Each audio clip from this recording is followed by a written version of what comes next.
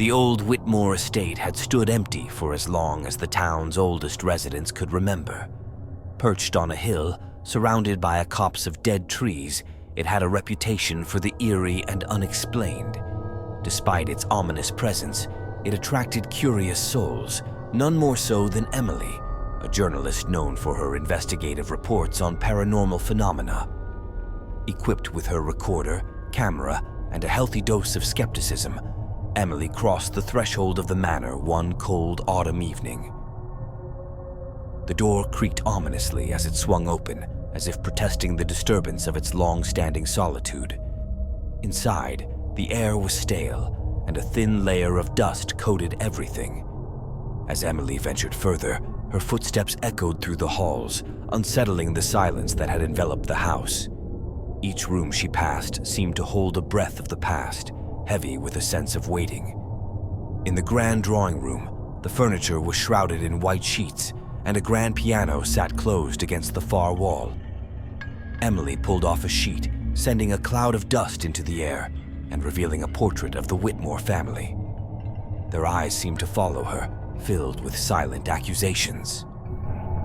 As darkness fell, the house began to change. Shadows moved just beyond the corner of her eye, and the sound of soft weeping drifted down the empty corridors. Emily followed the sound to a small library where the air suddenly turned frigid. The shelves were filled with moldy books, their pages yellowed with age. Emily pulled one out and thumbed through it, only to find a family tree of the Whitmores, with several names crossed out in red. The weeping grew louder, more desperate. Pushing forward, Emily found herself drawn to a narrow staircase leading to the upper floors. As she ascended, the temperature dropped further, her breath visible in the beam of her flashlight. At the top, the hallway was lined with doors, each leading to bedrooms frozen in time. In the master bedroom, the bed was perfectly made, as if expecting its owners to return at any moment. Emily approached a mirror on the dresser, and her reflection stared back at her, only she wasn't alone. Over her shoulder, a pale figure appeared, watching her through the glass. Startled, Emily spun around, but the figure had vanished. The room felt oppressively cold, and Emily could see her breath.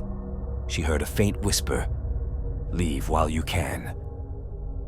Ignoring the warning, Emily pressed on, determined to uncover the truth of the house. Back in the hallway, she noticed a door slightly ajar. Inside, children's toys were scattered on the floor, and a small bed was tucked in the corner. The room was thick with the smell of old roses. Suddenly, a small ball rolled towards her from the shadows. As she bent to pick it up, a chilling giggle filled the room. Emily's heart raced as she quickly stood, scanning the room with her flashlight. In the corner, the faint outline of a little girl could be seen, disappearing as soon as she blinked. Fleeing the room, Emily descended to the ground floor, her mind racing with the night's frightful encounters. She needed evidence, proof of the hauntings, but what she found was something far more disturbing. In the basement, behind a false wall, Emily discovered old diaries dating back centuries. They told of tragic deaths, forbidden rituals, and the eternal grieving of the Whitmore family. Each entry was more horrifying than the last, detailing how the living and the dead were never meant to be separated. As she read the final entry, a cacophony of whispers erupted around her. The house shook as if in the throes of an earthquake. Emily ran for the exit, the diary clutched in her hand. Behind her, doors slammed, and the cries of the Whitmore family followed her out into the night. Once outside, the house returned to silence.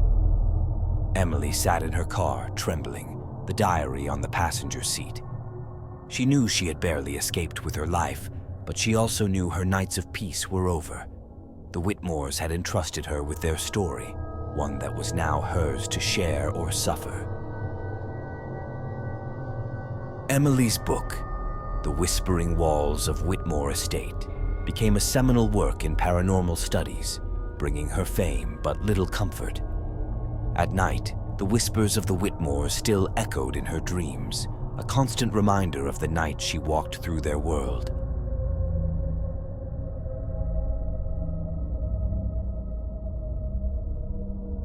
Mark and Julia, after their wedding, sought the perfect retreat from the bustling city life. They found it in an old house in the countryside, its history rich and its architecture striking. Despite its beauty, the locals hesitated when its name was mentioned, always warning the couple about its past occupants who had hurriedly left, never to return. The couple laughed off the warnings, enchanted by the house's potential. They moved in during the spring, their hearts full of plans and dreams. However, it wasn't long before strange occurrences began to disrupt their idyllic life. It started with small, almost dismissible incidents. Doors closing on their own, the sound of footsteps in the hallway when no one was there, and cold drafts that seemed to appear from nowhere. Mark attributed these to the age of the house, but Julia wasn't so sure. Her studio in the attic became her sanctuary, a place where she could paint and watch the sunset. However, one evening as she worked on a new canvas, she felt a piercing gaze. She turned repeatedly to find nothing but her paintings looking back at her. Yet the sensation of being watched grew stronger with each day. One night, Mark was awoken by the sound of someone whispering his name. He followed the voice to the attic, where he found the door slightly open. Pushing it, he entered the room, the old wood floors creaking beneath his feet. The moonlight illuminated the attic, casting long shadows. As he walked in, he noticed the paintings Julia had stored there. Their eyes seemed unusually lifelike. As he moved, the eyes followed, a trick of the light, he reasoned, but unsettling nonetheless. Suddenly, the attic grew colder, and a voice, clearer now, urged him to look at us. He turned, his flashlight beam landing on a group of ethereal figures huddled in the corner. They were transparent, shimmering slightly in the light, their faces twisted with sorrow. Mark felt a rush of fear and sympathy as he listened to their whispers. They spoke of being trapped, their souls bound to the attic, their only conduit to the world the paintings they inhabited. They implored him to help them find peace. He stumbled out of the attic, the door slamming shut behind him. He recounted everything to Julia, who was pale with fear. They decided they needed to uncover the truth behind the paintings and the spirits trapped within them. In the town's dusty library, they found records of the previous owner, an eccentric artist known for his realistic portraits. According to the librarian, he had mysteriously vanished one winter, and since then, the house had gained its haunted reputation. Armed with this knowledge, Julia and Mark felt compelled to help the spirits. They organized a ceremony to release them, inviting a local medium to lead it. The medium, an elderly woman with deep knowledge of the spiritual world, prepared the attic for the ritual. During the ceremony, the medium chanted incantations, and the air shimmered with energy. The paintings seemed to glow, and one by one, the figures within them stepped forward, their forms becoming more distinct. They spoke their names and thanked Julia and Mark for setting them free. However, as the last spirit was released, a dark, angry entity emerged from the shadows. It screamed in rage, its form massive and menacing. The medium hurriedly continued her incantations, but the spirit lashed out, setting the paintings ablaze. The couple ran from the attic, the house trembling as if in the grip of an earthquake. They watched from outside as the fire department arrived, but it was too late. The house was engulfed in flames, the dark spirit's roar echoing in the night. The next morning, all that remained was charred wood and ash. The couple sifted through the debris, heartbroken. Among the ruins, Mark found a half-burned painting, its edges charred, but the eyes still eerily visible. They took it as a sign that not all was lost. Mark and Julia moved back to the city, but the memory of their haunted house lingered. Sometimes in the quiet of the night, they would see the eyes from the painting watching them, a reminder of the spirits they had freed and the one they had awakened.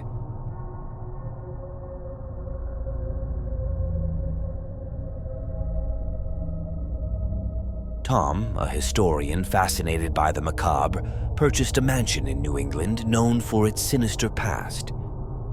The townspeople spoke of its last inhabitant, a reclusive old man known only as Mr. Wycliffe, who had disappeared one winter's night, leaving the mansion abandoned.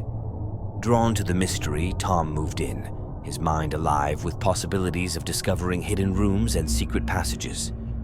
The cellar, in particular, intrigued him, its door heavy with rusted chains and a padlock that looked decades old. One evening, driven by an insatiable curiosity, Tom cut through the chains and pushed open the cellar door. The stairs descended into darkness, a musty smell rising to meet him. He hesitated, a primal part of his brain warning him to turn back, but his desire to know overcame his fear. He stepped down into the cellar, his flashlight cutting through the blackness. The cellar was larger than he had anticipated, with alcoves that disappeared into the shadows and an air of desolation that weighed heavily on him. Exploring one of the alcoves, Tom discovered the bricked-up archway. Something about it seemed deliberate, a barrier meant to contain rather than protect. With hammer and chisel in hand, he set to work, each strike sending a cloud of dust into the air. When the last brick fell, Tom was hit by a wave of cold air so intense it stole his breath. Beyond the archway was a hidden chamber, the walls lined with ancient chains and the floor covered in dark stains. The smell of decay was overpowering. He ventured further, his flashlight illuminating a corner filled with bones. As he approached, the air shifted, a whisper of movement that felt like a caress against his skin. Then, a voice, soft and pained, echoed through the chamber. "Help us!" The bones began to move, assembling into skeletal forms that reached out to him. Tom, heart pounding, realized he had stumbled upon a torture chamber, its victims long forgotten, but their spirits restless and anguished. He fled to the surface, sealing the cellar behind him. But the cries of the damned followed him into his dreams. After a night of restless sleep, he delved into the mansion's history and discovered its dark past as the site of witch trials where many were falsely accused and tortured. Determined to put an end to the suffering, Tom contacted an experienced exorcist from a nearby city. Together, they prepared to cleanse the house, setting up in the cellar with holy artifacts and incantations ready. As the exorcist began the ritual, the air in the cellar twisted and howled, the spirits manifesting as ethereal forms writhing in agony. Tom watched, heart aching, as the exorcist commanded the spirits to depart, to find peace beyond the veil.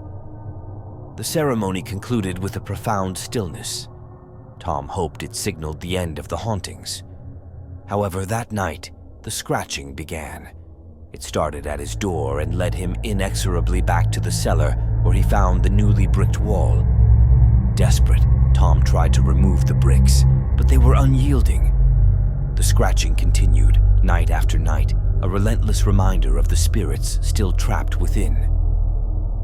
Unable to bear the torment, Tom left the mansion, its mysteries and spirits left to dwell within the silent, brooding walls. The house remains on the outskirts of town, its cellar door bolted shut, a silent sentinel guarding the tragic secrets within. Yet, the cries and whispers that emanate from the mansion at night suggest that not all spirits were freed. They linger, perhaps forever, a part of the house and its dark history. Tom occasionally passes by the old mansion, the sight of the boarded-up windows and the heavy chains on the cellar door reminding him of his failure to free all the spirits. The whispers of the past are a haunting melody that he cannot escape, a siren song that calls to him, filled with sorrow and secrets.